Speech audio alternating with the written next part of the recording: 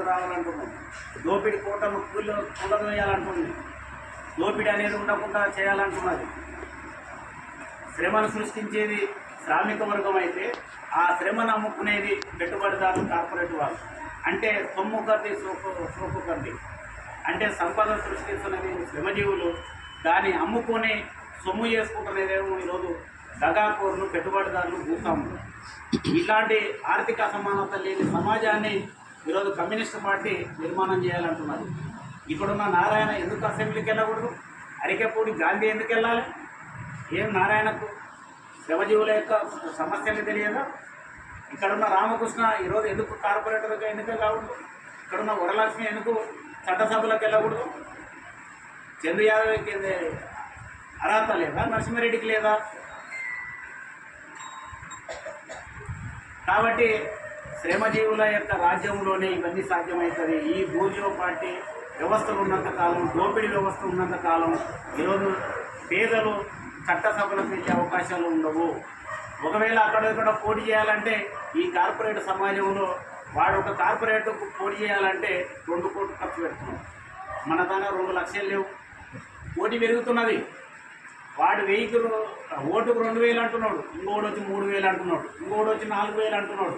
పోటీ పెరిగింది. ఆ పోటీ పెరిగే కొద్దీ ఈరోజు కమ్యూనిస్టుల యొక్క ప్రాధాన్యత తగ్గుతున్నది. మనమేం ఎన్నికల్లో ప్రచారం చేయడానికి కరపత్రాలు ముద్రించుకునే అవకాశం లేదు. ఏదో 10 మందిని ఆ కార్పొరేట్ డివిజన్లో ప్రచారానికి పెట్టి ఒక వెహికల్ పెట్టాలంటే మన దగ్గర ఆర్థిక స్తోమత లేదు. 2 కోట్లు పెట్టి కార్పొరేటర్ గెలవాలంటే మనం గెలవగలుగుతాం.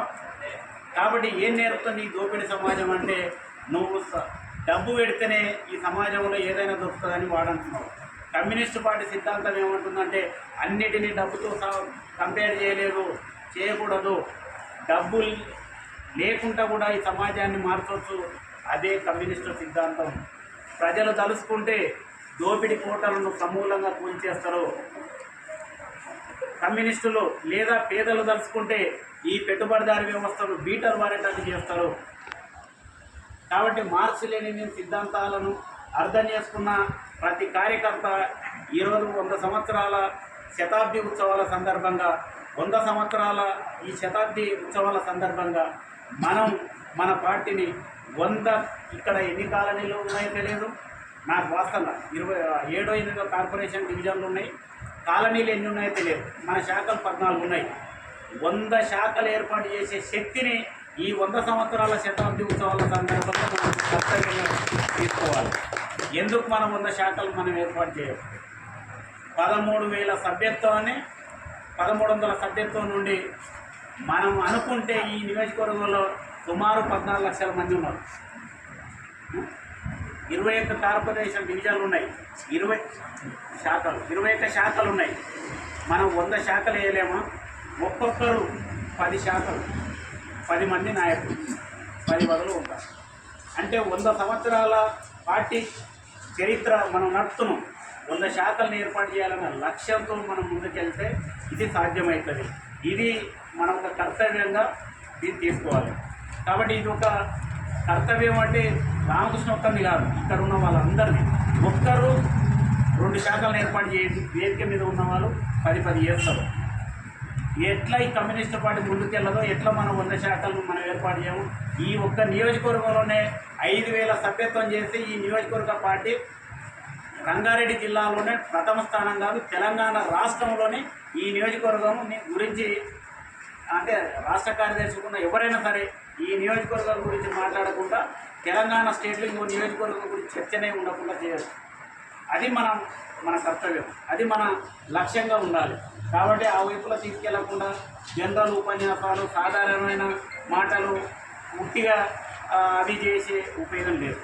కాబట్టి మనం కమ్యూనిస్టు పార్టీని విస్తరించాలన్నా, కమ్యూనిస్టు పార్టీని మరింత బలోపేతం చేయాలన్నా ఇది మన ఉమ్మడి కర్తవ్యం, మన ఉమ్మడి లక్ష్యం. ఇది ప్రజా సంఘాలను నిర్మాణం చేయాలి, పార్టీని విస్తరించాలి, కార్యకర్తలను తయారు చేసుకోవాలి. ఇవన్నీ కూడా నిరంతర ఒక ప్రక్రియ. ఇది ఏదో ఒక రోజు చేస్తే అయ్యేది కాదు. కాబట్టి ఈ సంవత్సరం అంతా ఈ శతాబ్ది ఉత్సవాలు జరుగుతాయి.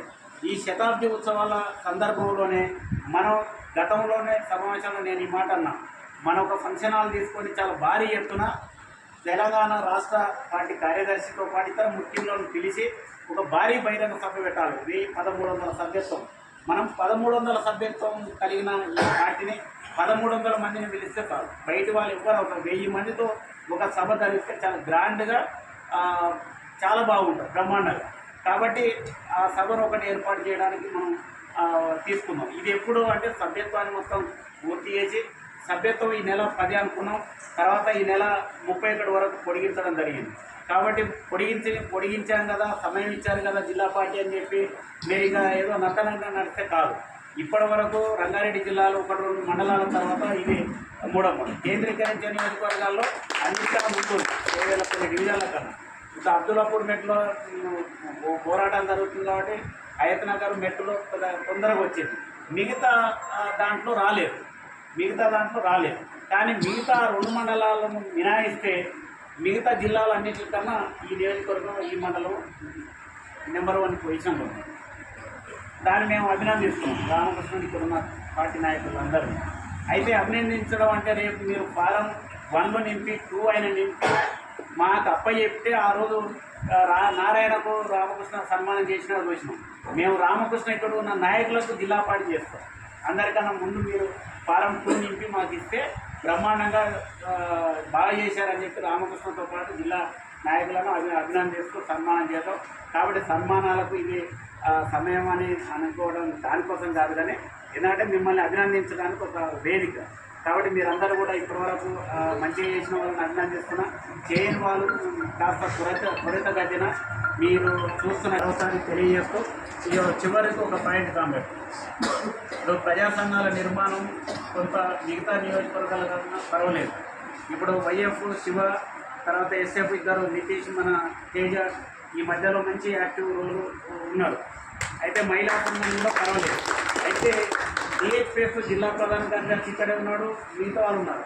దానిది అంత ఆల్ ఇండియా మాసం జరిగింది ఇక్కడే, రాష్ట్ర మాసం జరిగినాయి, కానీ తగినంతగా ఉన్నట్టు నాకు అనిపించలేదు.